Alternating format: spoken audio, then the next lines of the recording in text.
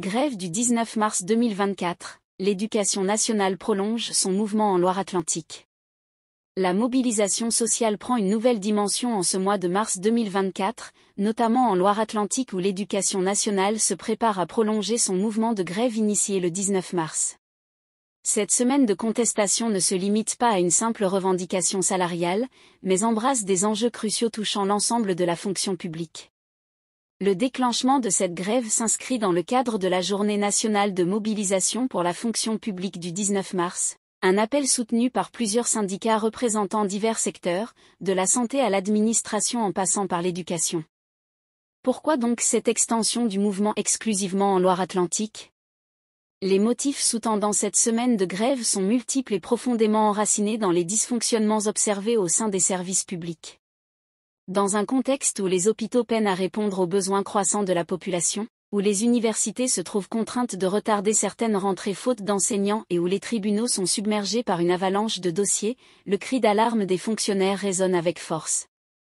À l'origine de cette contestation se trouvent trois principaux axes: la question salariale, les conditions de travail et les moyens alloués aux services publics.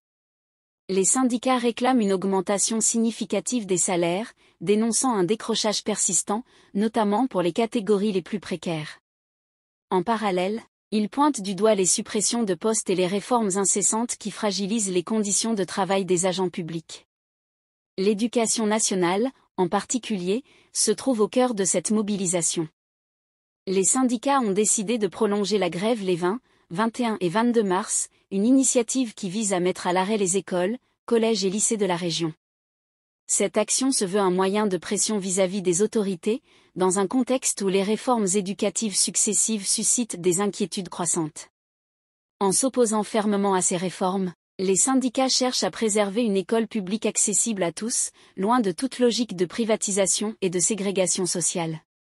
Pour eux, il est impératif de défendre un système éducatif qui garantisse l'égalité des chances et forme des citoyens éclairés, et non une main-d'œuvre précarisée au service des intérêts économiques.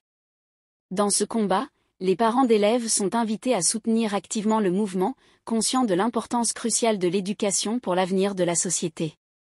En somme, cette semaine de grève s'inscrit dans une lutte plus vaste pour la préservation des services publics et des valeurs de solidarité qui les sous-tendent.